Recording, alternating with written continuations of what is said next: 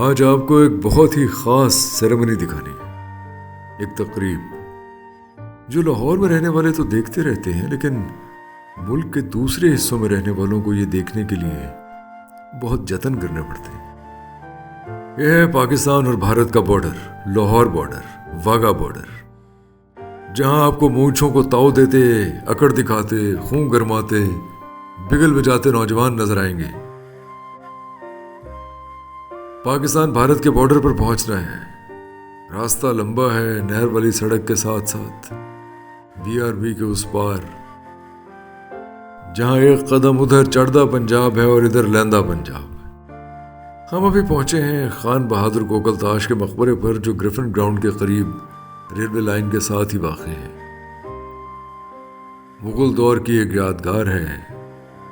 یہ railway line جس پر میں چل رہا ہوں، خان بہادر کوکل تاش کی وفات کے 160 سال بعد بچھائی گئی۔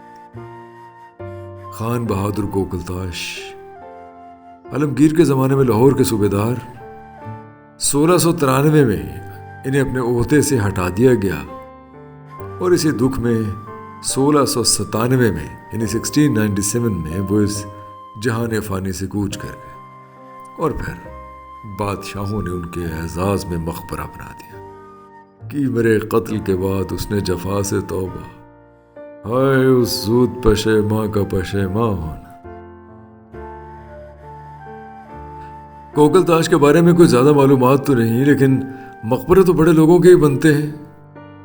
موت شاہ اور گدا کا فرق کہاں کرتی ہے؟ ان بادشاہوں کے بس میں ہوتا تو موت کے بھی مرمری ہاتھ اور شیریں لب ہوتے، مرنے کی بھی اور ہی تدبیر کرتے۔ موت کے بعد نشانیاں چھوڑنے میں گمنام ہونے کا خوف، ہستی کے معدوم ہونے کا خوف، بھلا دیے جانے کا خوف مضمر ہے۔ رابندر ناتھ ٹیگور کہتے تھے، مرنے چاہیے بھونے آشرت، میں اس خوبصورت دنیا میں مرنا نہیں چاہتا۔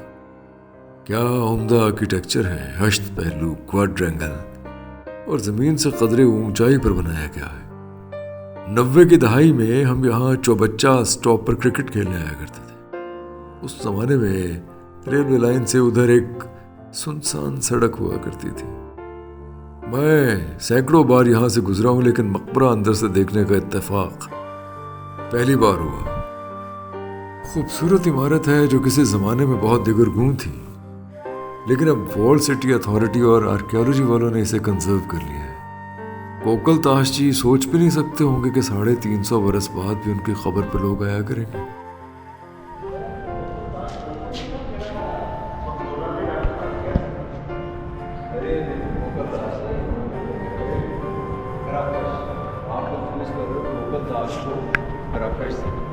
کوکل تاش کا نہیں ہے یار ہے تو کوکل تاش کا ہے نا، دسیا سی وہ کوکل تاش تھوڑی سی، وہ کراکش تھی، کراکش سے اچھا جو یہ کوکل تاش کا خان بہادر کوکل تاش کا ہے، تو جو بھاگا تھا جب 1241 میں منگولوں نے، آپ اسی کا ذکر کر رہے جی منگولوں نے دس دن دس گیا کوکل تاش وہ نہیں کہا رہا کوکل تاش، وہ کراکش تھی، کراکش۔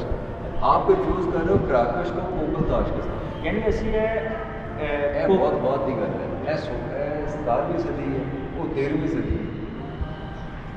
آپ کنفیوز ہو رہے ہو کراکش اور کوکل تاش۔ جی تاش آ رہے ہیں بیچارے کے، اور کاف بھی آ رہے ہیں، کاف شین، کراکش آپ نے یاد رکھنا، وہ کراکش ہے۔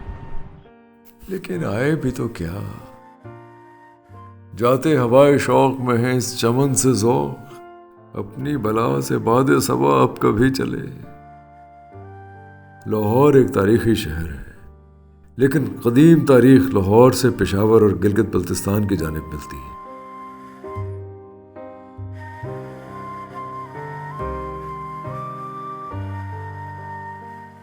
تکسلا یعنی تکشاسلا، تخت بھائی، سوات، دیامر، گلگت، ہر جگہ بدھسٹ ہیریٹیج موجود ہے۔ شہباز گڑھی میں اشوکا کے فرمودات ہیں۔ ہزاروں برس پرانی تاریخ جگہ جگہ پاؤں سے لپٹتی ہے۔ لاہور کے گرد و نواح میں البتہ 5000 سال کی تاریخ 2.5 گھنٹے کی ڈرائیو پر ملتی ہے۔ ہڑپا کے آثار، اور پھر جہاں الیگزینڈر کو زہر بجھا تیر لگا تھا، ملکہ ہانس، اور پھر دیپال پور، ذرا آگے نکلے دودھ شریف، بہاولپور کے محلات، ادھر سندھ میں کوٹ ڈی جی، رنی کوٹ کا قلعہ، موہنجو ڈارو، مٹی کا قبرستان، تھر، ٹھٹا، بدین، گوادر، بلوچستان میں مہر گڑھ، اور شمال میں جائیں تو شاردہ، ایولیاں، داریل کی قدیم یونیورسٹیاں۔ خطہ پاکستان ہزاروں سال کا ہیریٹیج اپنے دامن میں سموئے ہوئے ہے، لیکن ستم ظریفی یہ ہے کہ کسی ادارے نے آثار قدیمہ اور سیاحت سے ذرہ مبادلہ کمانے پر کوئی تحقیق نہیں کی۔ اور یہ بڑی بدقسمتی ہے کہ سونے کی کان پر بیٹھ کر ہم IMF اور مختلف غیر ملکی مالیاتی اداروں کے محتاج ہیں۔ ہم نے صرف لاہور کے مندروں پر تحقیق کر کے سمجھنے کی کوشش کی ہے کہ اگر ہم صرف 5,000 سیاحوں کو ہر سال لاہور آنے دیں تو لاہور 5 سے 10 ارب روپے کما سکتا ہے۔ اب آپ تصور کیجئے کہ ترکی، مصر، موروکو، بھارت روزانہ ہزاروں لوگ سیاحت کے لیے جاتے ہیں، لاکھوں لوگ ہر سال ہزاروں ڈالرز کے ٹکٹ خریدتے ہیں، ہزاروں ڈالرز کا کھانا کھاتے ہیں، ہوٹلز میں رہتے ہیں، سوونیئرز خریدتے ہیں۔ تصور کیجئے پورے ملک میں کہیں ہندو سیاح، کہیں بدھسٹ اور کہیں دوسرے مذہب کے لوگ جوق در جوق آئیں تو کیا ہی اچھا ہوگا، معاشی سطح پر بھی، سماجی سطح پر بھی۔ آئرنی دیکھیے کہ ہم اپنے اثاثے گروی رکھوا رہے ہیں، انہیں استعمال نہیں کر رہے، حالانکہ بہت محبت اور محنت سے یہ ہیریٹیج پاکستان نے محفوظ کیا ہے۔ وائٹ ہنز نے 6 صدی میں تکشاشلا کو برباد کر دیا تھا، آگ لگا دی تھی، جلا دیا تھا۔ اس کے بعد برٹش دور اور پھر پاکستان انہیں محفوظ بنا رہا ہے، ان اثاثوں کو محفوظ کر رہا ہے۔ جب محفوظ کر رہا ہے تو ٹورزم کو بھی تو بڑھاوا دینا چاہیے۔ بجا نے کیا سوچ رہا تھا کہ رشید الحسن نے جہاں گردی کی بحث چھیڑ دی۔ ایک آوارہ گرد سے زیادہ، کسی جہاں گرد سے زیادہ پرلطف زندگی کون گزارتا ہوگا؟ میں کیسے سمجھاؤں رشید الحسن کو؟ سر آپ پروٹوکول لگوا لیں واقعہ کے لیے۔ آپ پروٹوکول تے اشرافیہ دا ہوتا ہے یار، اسی تے جہاں گرد ہے بس تے ہمارا گرد دا پروٹوکول تھوڑی ہوتا ہے۔ سر تسی آوارہ گرد بھی ہو؟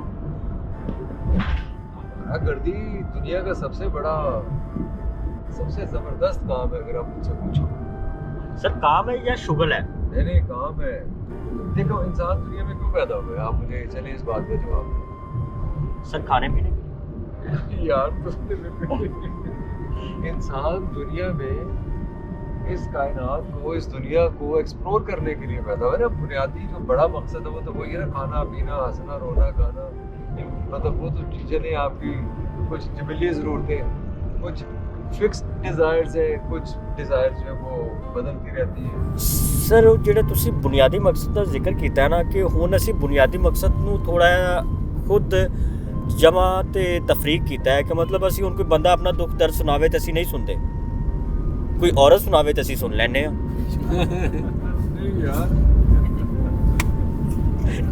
نہیں یار میں حضور تواڈے کولوں صرف یہ پوچھے کہ اللہ تعالیٰ نے یہ تانوں کیوں بھیجے ہے؟ کوئی انسان کیا سوچ کے بھیجا انسان کو؟ دیکھیے کائنات تخلیق ہوئی نا، جی سر، اگر آپ تخلیق کے تصور کو مانتے ہیں تو کچھ لوگ نہیں بھی مانتے، وہ چلے کائنات تو بہرحال موجود ہے نا۔ جی سر، تو وہ تخلیق ہوئی، اس تخلیق میں انسان ایک بڑا اہم ایجنٹ ہے۔ جی سر، جی سر، مطلب جانوروں سے، دوسرے لوگوں سے وہ ممتاز اسی لیے نا کہ وہ ایکسپلور کرتا ہے، شعور رکھتا ہے، آگے بڑھتا ہے، اینالائز کرتا ہے۔ تو بنیادی مقصد ہے کہ کائنات کے حسن نو سمجھا جائے، دیکھا جائے، محسوس کیتا جائے، ایکسپلور کیتا جائے۔ بالکل سر، میں اس چیز کی تمہیں مثال دے رہا ہوں۔ اسی تو اور تمل لے گئے۔ یہ VRB نہر ہے جو ہمارے ساتھ ساتھ چل رہی ہے۔ کچھ دہائیاں پہلے تک کوئی یہاں گھر یا دکان بنانے کا سوچ بھی نہیں سکتا تھا۔ ہر وقت یہ کھٹکا رہتا کہ بھارت حملہ کر سکتا ہے، بھارت حملہ کرتا یا نہ کرتا، لیکن ہم نے سوچ سمجھ کر خوف کی ایک فضا بنائے رکھی۔ بہرحال اس مریضانہ سی خود پسندی یا خود ساختہ خوف اور مصنوعی دشمنی میں لذت کشید نہیں کرے گی۔ جو ہم پہ گزری سو گزری مگر شب ہجراں، ہمارے عشق تیری عاقبت سنوار چلے۔ اب تو بارڈر تک رہائشی منصوبے اور کمرشل مارکیٹس بن رہی ہیں۔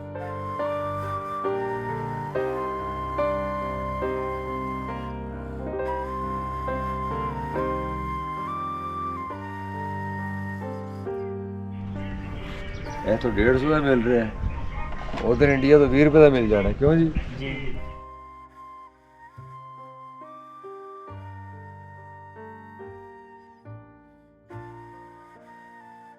لیجیے جناب, ہم پہنچ گئے ہیں واگا بارڈر, جہاں سے پاکستان اور بھارت کے جھنڈے دکھائی دے رہے ہیں. بارڈر پر ہر شام جھنڈا اتارنے کی تقریب ہوتی ہے. کچھ سیکورٹی چیکس سے گزرنا پڑتا ہے, پر گزر رہے ہیں. تقریباً ہر کس و ناقص کے لیے اوپن ہے, بس اپنا شناختی کارڈ یا پاسپورٹ ساتھ رکھیے. ہمارے پاس سے پروٹوکول والی گاڑیاں گزر رہی ہیں, زم زم, لیکن ہم یعنی ٹیم بال والا کسی پروٹوکول کے حامی نہیں ہے. ہمارا تو کام ہی زندگی کو اس کی اصل شکل میں دیکھنا اور دکھانا ہے.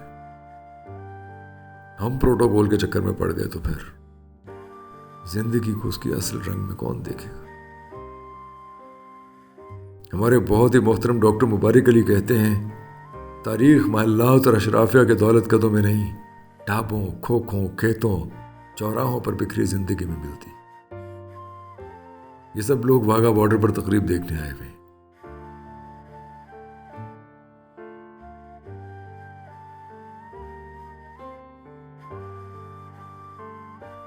میں نے بھی بہت شوق سے چہرے پر پاکستانی جھنڈا بنوایا اور بازو پر ربن باندھا. بچوں کے لیے بڑی دلچسپ ایکٹیویٹی ہے. مینو کی سمجھ رہے ہیں نا کہ تسی ادھر نہ چلے جانا. نشانی لگائیں. ہاں جی, کیا چارجز ہیں بھائی آپ کے لیے؟ چارجز اپنی خوشی سے ہیلپ.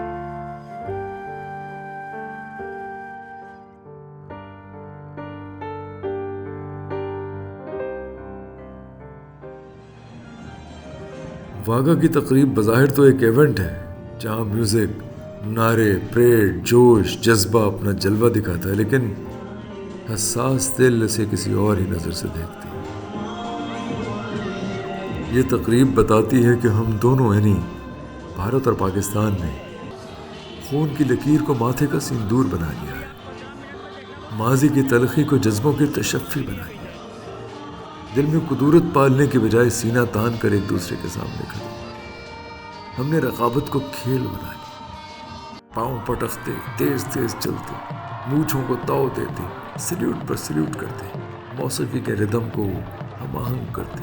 دونوں طرف کے پنجاب کے گبرو جوان, ایک سا قد بت, ایک سا کھڑپن, ایک سا فخر, ایک سا غرور.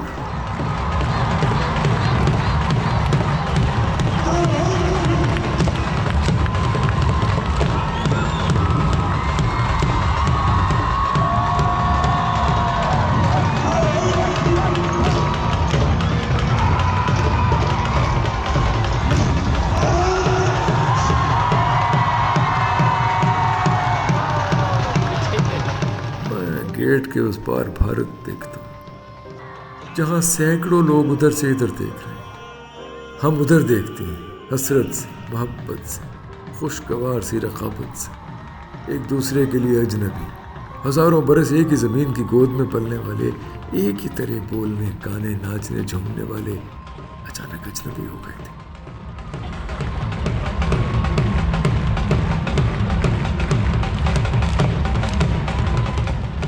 ایک انگریز نے اپنی میز پر نقشہ پھیلایا اور پنجاب دھرتی پر خنجر سے خون کی لکیر کھینچ دی. پنجاب مٹی کی باس ایسی ہے کہ خون کی حمک کو بھی خوشبو بنا دی.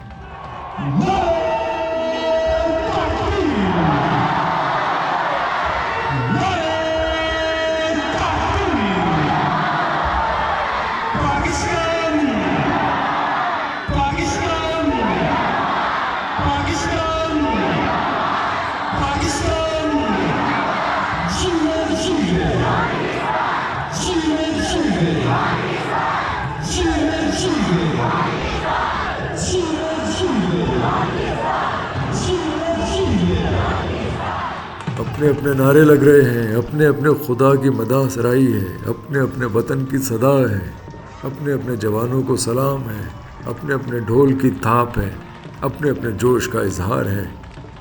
لیکن یہ سب بس خود سے ہوتا چلا جا رہا ہے. نگاہیں متجسس ہیں کہ ان دروازوں کے پار لوگ کیسے ہیں, ان گیٹس کے اس طرف لوگ کیسے ہیں, کیا بولتے ہیں, کیسے جھومتے ہیں. کیسے گاتے ہیں، کیسے ناچتے ہیں. وقت کے مخصوص ردم پر آوازوں کو یوں باہم مدغم کیا جاتا ہے کہ ایک دوسرے کا صرف جوش ہی دکھائی دیتا ہے. وہ ہمارے نعرے نہیں سن سکتے اور ہم ان کے. بس گیٹ کے آر پار ایک دوسرے کو دیکھتے رہ جاتے. ہم کہ ٹھہرے اجنبی اتنی مداراتوں کے بعد، پھر بنیں گے آشنا کتنی ملاقاتوں کے بعد. کب نظر میں آئے گی بے داغ سبزے کی بہار، خون کے دھبے دھلیں گے کتنی برساتوں کے بعد. تھے بہت بے درد لمحے ختم درد عشق، تھیں بہت بے مہر صبح مہرباں راتوں کے بعد. دل تو چاہا پر شکست دل نے مہلت ہی نہ دی، کچھ گلے شکوے بھی کر لیتے مناجاتوں کے بعد. ان سے جو کہنے گئے تھے فیض جاں صدقہ کیے، ان کہی ہی رہ گئی وہ بات سب باتوں کے بعد.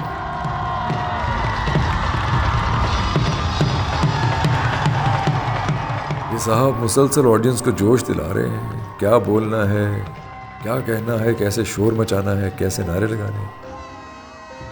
ہم نے رقابت کو، دشمنی کو، تلخی کو واگا بارڈر پر ایک کھیل بنا لیا ہے.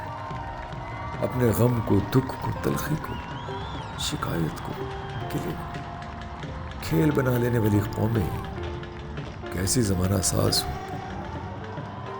یورپ نے 7 سالہ جنگ کے بعد، 100 سالہ جنگ کے بعد، ورلڈ وار کے بعد یہ آرٹ سیکھا جو پاکستان اور بھارت نے چند دہائیوں میں سیکھ لیا.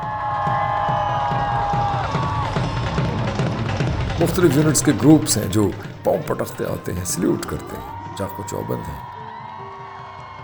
ستم ظریف یہ ہے کہ جن لوگوں نے ہمیں تقسیم کیا، جنہوں نے ہمارے باپ دادا کی لاشیں درختوں سے لٹکائی، جنہوں نے ہمارے وسائل کو لوٹ کر انڈسٹریل ایگزیبیشنز منعقد کی، جنہوں نے اپنی حرص و ہوس کے لیے ہمیں بھوک اور قحط دیا، ہمارے لوگوں کو چارے کے طور پر استعمال کیا، وہ یہاں بے تکان آتے جاتے ہیں. لیکن ہم نہیں. ہم جو ایک زمین کے باسی ہیں، ہم ایک دوسرے کے پاس آ جا نہیں سکتے. امیت جی اور رودرا جب واپس جا رہے تھے لاہور سے انڈیا، تو واگا بارڈر کراس کرتے ہوئے رودرا نے کہا، بابا پرندے تو آ جا رہے ہیں، پرندے تو آ جا رہے ہیں بارڈر کے دونوں طرف. کتنا بڑا سچ ہے یہ، کتنی بڑی ٹریجڈی ہے، کتنا بڑا المیہ ہے.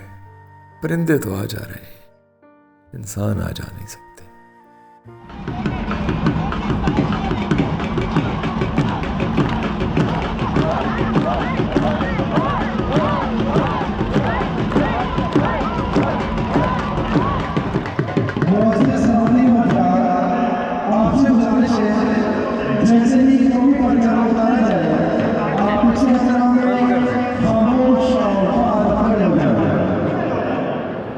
ترانہ بجنا شروع ہوا اور سب لوگ اس کے آنر میں کھڑے ہو گئے.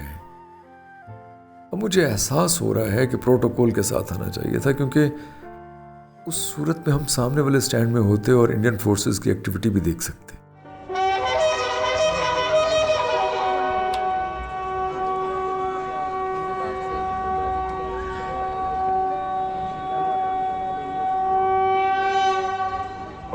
لیجیے، جھنڈا اتارنے کی تقریب شروع ہوئی. معاف کیجیے ہم بہت دور بیٹھے ہیں، حالانکہ اس تقریب کو قریب سے شوٹ کیا جانا چاہیے تھا. جھنڈا اتارنے کی تقریب میں کچھ فارمیلٹیز بہت ضروری ہیں، مثلاً ایک خاص وقت پر دونوں گیٹس کا کھلنا، زور زور سے پاؤں پٹکنے کے بعد دائیں بائیں مڑ کر سلیوٹ کرنا، کسی سینئر کو راہ دینا. لوگوں کا جوش و خروش بہرحال قابل دید ہے.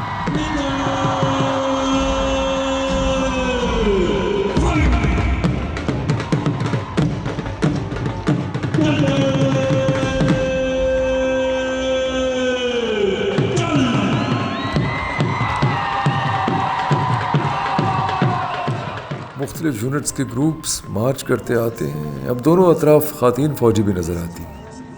ہماری فوجی خواتین کو بھی ٹراؤزرز اور شرٹس پہننی چاہیے. شلوار قمیض کسی سرگرمی کا لباس نہیں ہے. شلوار قمیض کسی تقریب کا لباس تو ہو سکتا ہے، لیکن فوجی سرگرمی کا تو ہرگز نہیں. ہمیں وقت اور زمانے کے لحاظ سے اپنی خواتین کو اکوپ کرنا چاہیے۔ انڈین سائیڈ میں پیویلین بہت بڑے ہیں اور لوگ بھی بہت زیادہ آتے ہیں، کبھی کبھی تو ان کے پیویلینز پورے کے پورے بھرے ہوتے ہیں، پاکستانی پیویلینز بھی بھرے ہوتے ہیں، لیکن بھارت میں سیاحت اتنی زیادہ ہے کہ یہ سیاح جوق تر جوق یہ تقریب دیکھنے آتے ہیں، بھارت بھر سے، حتیٰ کہ اوورسیز بھی۔ میرا خیال ہے دنیا کے کسی بارڈر پر ایسی خوبصورت ایکٹیویٹی نہیں ہوتی ہوگی۔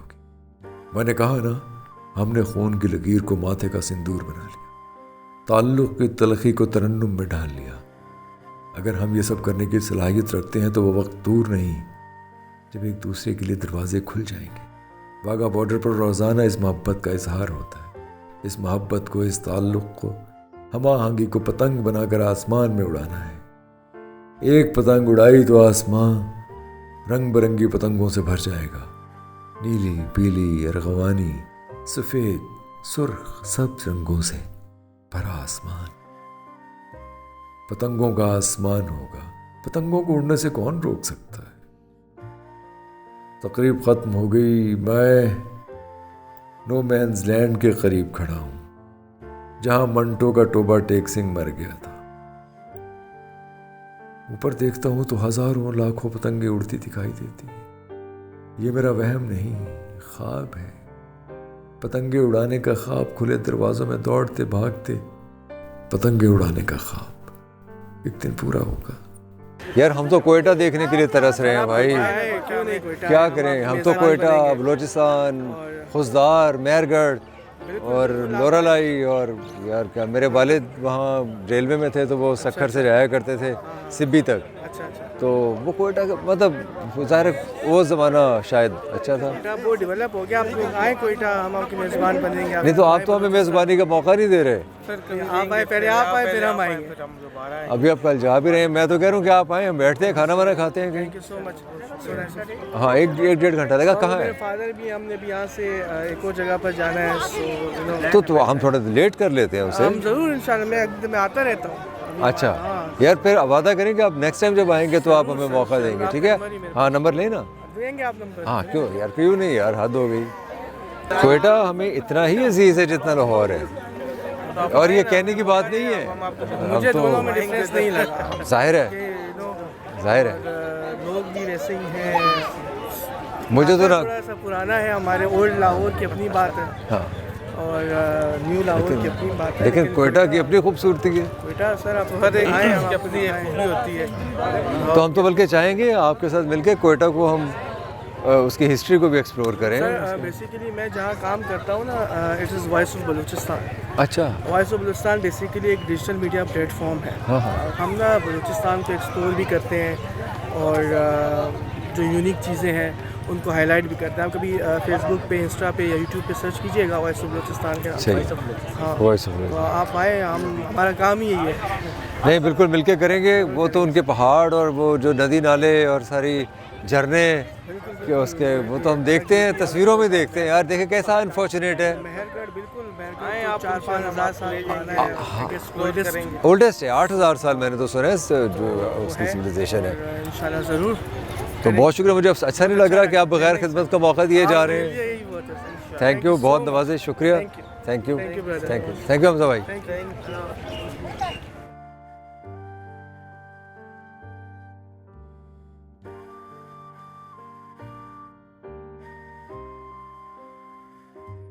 آپ ہمارے ساتھ رہیے، رائے دیجیے، کامنٹ کیجیے، آپ کے کامنٹس ہمارے لیے بہت معتبر ہیں۔